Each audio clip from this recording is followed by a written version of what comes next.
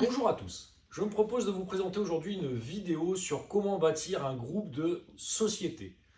En pareille situation, on a généralement une première société d'exploitation et on a peut-être envisagé d'ores et déjà la création d'une société holding qui détient au moins 5% des titres de la société d'exploitation pour bénéficier du régime dit Murphy qui permet, en cas de remontée de dividendes, d'avoir une quasi-franchise d'impôt sur les montées de dividendes puisqu'on a uniquement la quote-part de 5% qui est fiscalisée à l'impôt sur les sociétés et le reste à 95% qui est remonté dans la société holding sans n'avoir aucune fiscalité, ce qui est donc très intéressant pour bénéficier d'une capacité d'autofinancement intéressante pour réutiliser les dividendes remontés dans la société holding et pouvoir bâtir d'autres sociétés d'exploitation, voire d'autres sociétés immobilières. Donc une fois qu'on a la première société d'exploitation et la société holding au-dessus, on va pouvoir créer d'autres sociétés d'exploitation qui vont être généralement des filiales de la société holding. Et comme j'indiquais à l'instant, ce peut être des sociétés commerciales, des SRL ou des SAS, ou bien des sociétés civiles immobilières qui peuvent détenir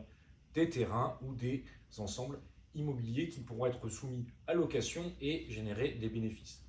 Pour continuer la réalisation de ce groupe de sociétés, on aura généralement tendance à vouloir mettre les emplois stratégiques dans la société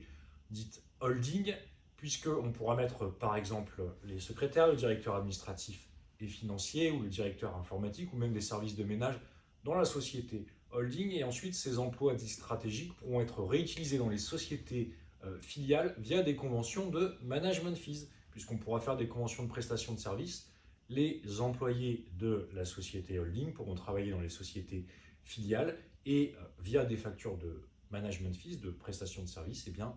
les filiales régleront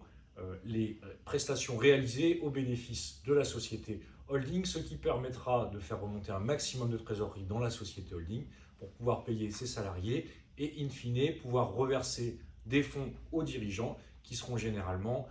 actionnaires en totalité de la société holding. Voilà pour aujourd'hui, j'espère que cette vidéo vous aura plu et je vous souhaite une excellente journée.